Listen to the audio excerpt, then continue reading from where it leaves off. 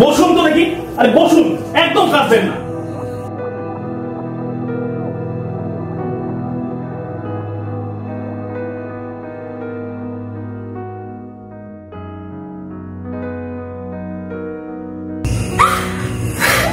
একদম কাঁদবেন না। ধমকাচ্ছেন কেন?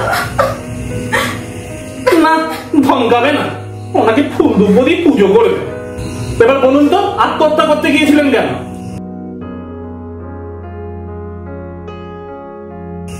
আমার ইচ্ছে। দুনিয়ায় এত কিছু করার থাকতে আপনার আত্মহত্যা করতে ইচ্ছে হলো? হ্যাঁ হলো। কেন? বলবো না। আপনাকে বলতে হবে। বলুন, কেন আত্মহত্যা করতে গিয়েছিলেন? মরার জন্য। হঠাৎ মরার এত ইচ্ছে হলো কেন? বেঁচে থাকার ইচ্ছে নেই বলে। বাঁচার ইচ্ছেটা হঠাৎ চলে গেল কেন? বলবো না। আপনাকে বলতে হবে। জোর? হ্যাঁ, আপনার এই আত্মহত্যার নাটক আমার অনেক ক্ষতি করে দিয়েছে। আমি লাস্ট ট্রেনটা ধরতে পারিনি, বাড়ি যাওয়া হলো না। আপনার বউ রাগ করবেন বুঝি? বউ থাকলে তো রাগ করবে। সে কি, বউ নেই? বিয়ে করেননি বুঝি? কেন? এত খোঁজে আপনার কি দরকার? আপনার কথা শুনে কে বলবে মাত্র 8 ঘন্টা আগে আপনি ট্রেনে ঝাঁপ দিয়ে আত্মহত্যার নাটক করছিলেন?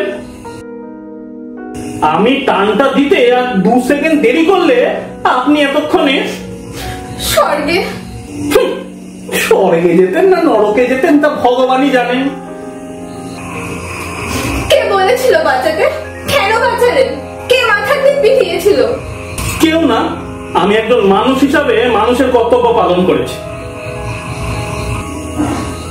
কতদিন বিয়ে হয়েছে? বিয়ে হয়েছে কতদিন? বিয়ে হয়নি তো। সে কি, এ শাখা সিঁদুর? এই তো বিয়ে হবে বলে করেছিলাম। বিয়ে হয়নি? না। কেন? ও আমার টাকা পয়সা সোনা দানা সব নিয়ে পালিয়ে গেল। ব্যাপারটা একটু খুলে বলুন তো, আর আর অন্ধকারে রাখবেন না।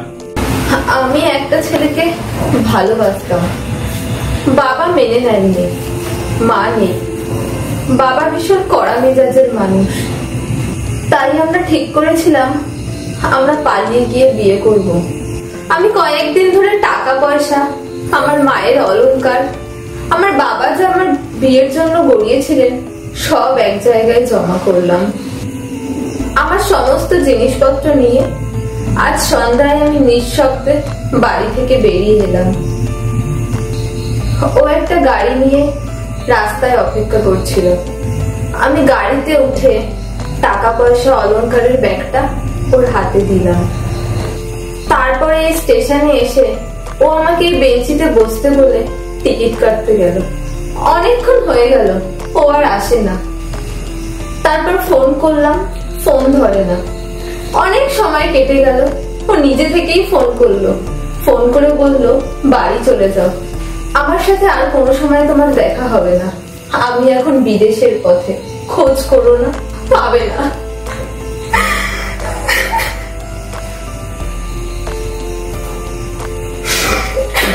তারপর আমি আর কি করতে পারি? আমার আর কি করার ছিল? মরা ছাড়া। বাড়ি ফিরে যেতে পারবো না, বাবা নিখাত মেরে ফেলে দেবে।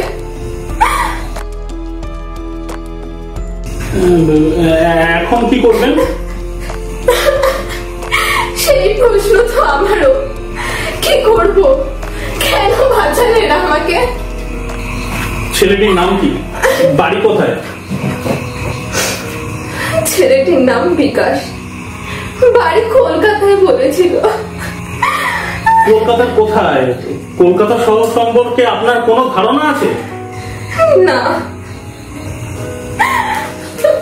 আচ্ছা, আপনার সেই বিকাশের সাথে আপনার পরিচয় কি করে হলো? আমার এক বান্ধবীর বিয়েতে ও বরযাত্রী হয়ে এসেছিল। ওই প্রথম আমার সঙ্গে যে যে কথা বলেছিল, দেখতে ভালো, স্মার্ট, বলেছিল এমএ পাস, তিন কুলে কেউ নেই, ব্যাংকে চাকরি করে। কোন ব্যাংক? Bank of India.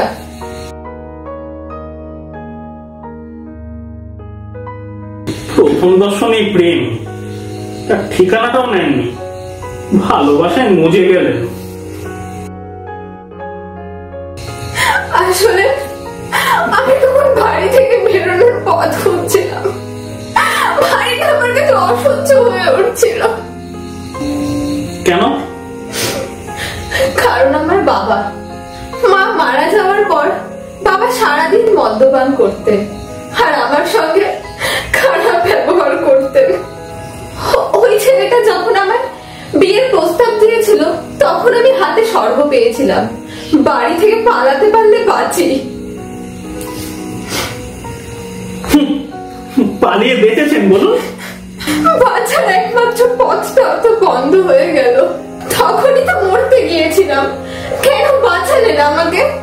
এই কথার জবাব তো আগেই দিয়েছি। আচ্ছা, আপনার ওই বান্ধবীর বরের কাছ থেকে বিকাশ বাবুর ঠিকানাটা পাওয়া যাবে না, যার বিয়েতে উনি বরযাত্রী হয়ে এসেছিলেন? বিয়ের 9 মাস পরে ওরা সুইজারল্যান্ড চলে গেছে। দেখুন, ওই ছেলেটার ঠিকানা বের করে একটা পুলিশ কেস তো করতেই হবে। আচ্ছা, ও ব্যাংক অফ ইন্ডিয়ার কোন ব্রাঞ্চে কাজ করতো আপনি জানেন? না। আপনি একটা ঢেঁড়স। একটু প্রাণ বাঁচিয়েছেন বলে যা খুশি তাই বলবেন।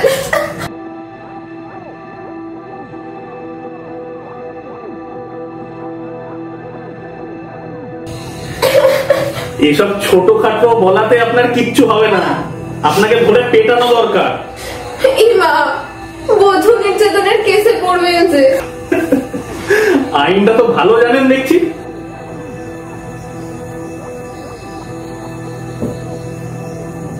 আপনারা কারা? প্যাসেঞ্জার। তা এত রাতে এখানে কেন? লাস্ট ট্রেন মিস করেছি, তাই বাড়ি যেতে পারিনি।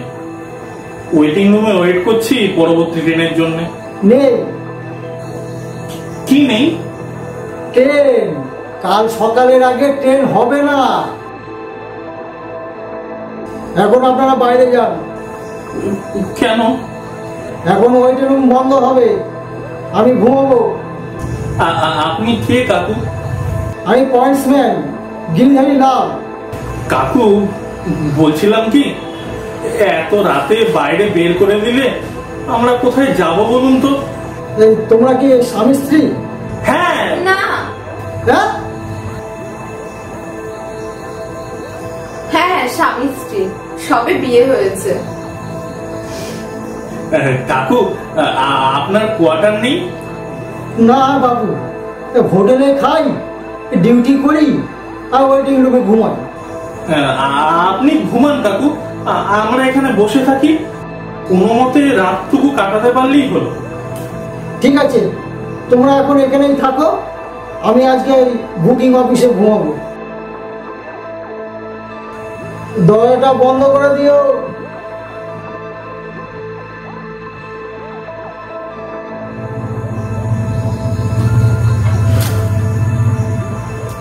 আজকে রাতটা নিশ্চিন্তে কাটানো যায়। এক ঘরে? কেন, ভয় করছে? যখন একটা প্রায় অপরিচিত প্রতারকের সঙ্গে বাড়ি ছেড়ে পালিয়ে এসেছিলেন তখন ভয় করেনি? তখন আমি জানতাম নাকি যে লোকটা প্রতারক? আর এখন আপনি জেনে গেছেন যে আমি একটা চরিত্রহীন লম্পট, আমার সাথে এক ঘরে রাত কাটানো বিপজ্জনক। আমি কি তাই বলেছি নাকি? মুখ ফুটে সব কথা বলতে হয় না। আপনি না কি খুব ঝগড়ুটে। ঠিক আছে, আপনি দরজার ছিটকিনি তুলে দিন, আমি বাইরের প্ল্যাটফর্মে যাচ্ছি। না, আপনি যাবেন না। যদি ভুল করে থাকি ক্ষমা চাইছি, পায়ে ধরবো। ঠিক আছে ঠিক আছে, হাত ছাড়ুন। যদি না ছাড়ি বকবেন? রাগ করবেন?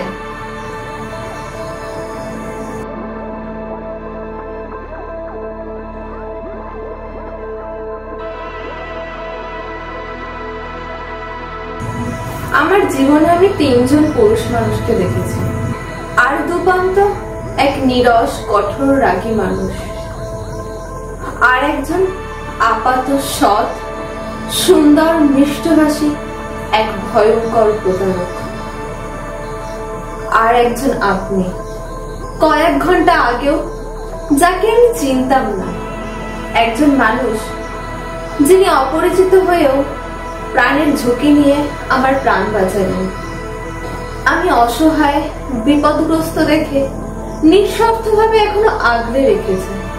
তার ভাষায় আমি একজন ঢেড়স পাগল হয়েও বুঝতে পারছি আমি একজন প্রকৃত মানুষ, প্রকৃত পুরুষের সন্ধান পেয়েছি। বৌমা, আসবো? আসুন। একটা নতুন বিছানার চাদর এখনো ব্যবহার করিনি, সেই সাথে ঠান্ডা করছে কয়দিন ধরে, এটা গায়ে দিও। তোমাদের দেখে আমার মেয়েটার কথা মনে পড়ে গেল, যে তোমার বয়সে আমাদের ছেড়ে চলে গেছে। এই নাও।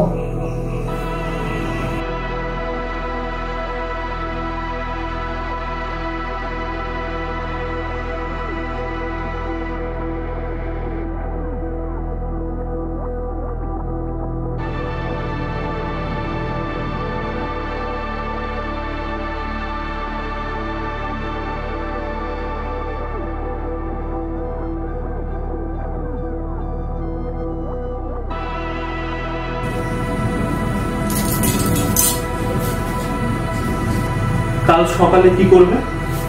ফার্স্ট ট্রেনটা যখন আসবে তখন আবার ঝাঁপিয়ে পড়বো। এবার আর বাঁচানোর সুযোগ দেব না। জীবনটা ছেলে খেলা নয়। তোমার বাবার কাছে যাবে, আমি পৌঁছে দিয়ে আসবো। বাবা দুজনকে একসাথে জ্যান্ত পুঁতে দেবে।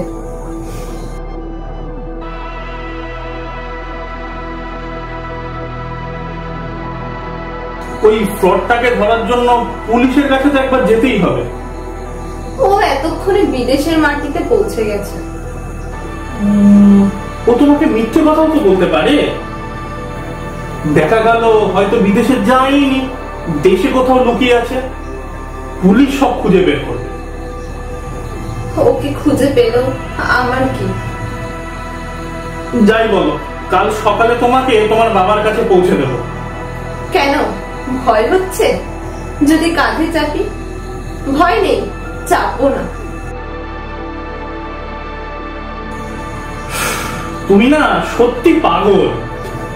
আমার মা বেঁচে থাকতে সবসময় বলতেন এ কথা। বাবা বলেন বদমাশ নেই। শোনো, কাল তুমি তোমার বাবার কাছে যাবে, আমি নিয়ে যাব। তোমার কোনো কথা শুনবো না। না, আমি যাব না। তুমি যাবে। বুঝতে পেরেছি কেন আমাকে বাবার কাছে পাঠানোর জন্য এত তোড়জোড়। সব বুঝি। কি বোঝো? ভাবছেন মেয়েটার তো কোনো গতি নেই, যদি আমার ঘাড়ে চাপে তাই বাবার খোয়ারে পুড়ে দিতে চাইছেন তো? কি বুদ্ধি তোমার! নাও, এখন একটু বিশ্রাম করো। খাওয়া দাওয়া তো হয়নি, কালকের কথা কাল ভাবা যাবে। বৌমা, আসবো?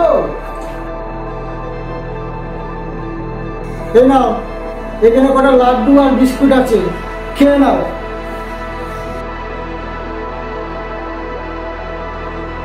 খেয়ে দরজা দিয়ে শুয়ে পড়ো, রাত অনেক হলো।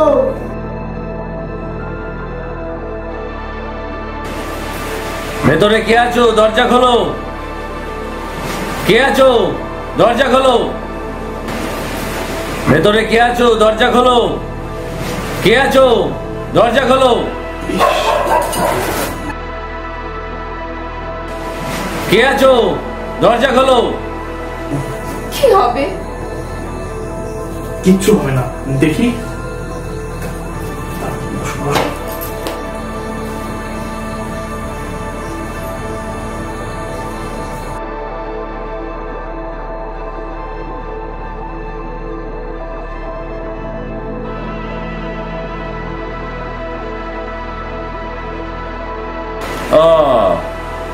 তোমরা? বড়বাবু, আপনি? হ্যাঁ, আসতে হলো।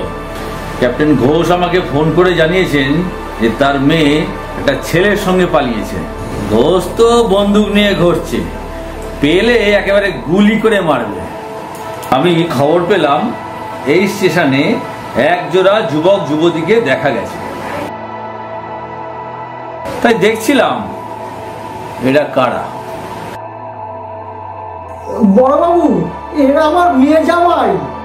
কাল এসেছে আমার কাছে, রাতে যেতে দিইনি, সকালেই চলে যাব। ও মা, জামাই বাবাজি, বড়বাবুকে প্রণাম করো, আশীর্বাদ নাও।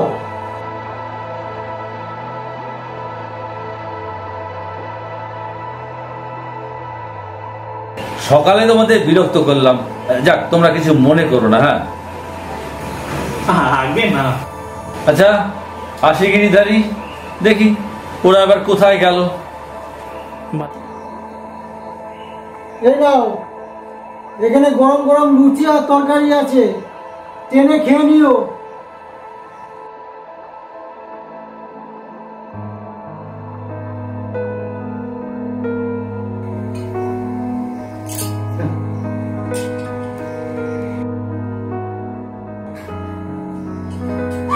বাবা, বাবা, ভালো থাকিস মা, দুটিতে দারুণ মানিয়েছে, যেন বড় গৌরী।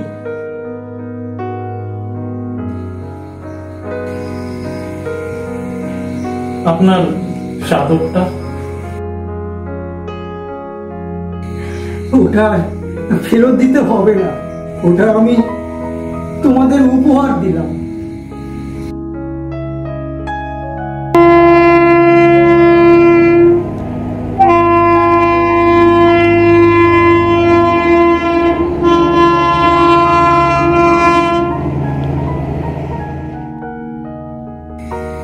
তোমাদের ট্রেন এসে গেছে, এই না ওই হাওড়ার টিকিট।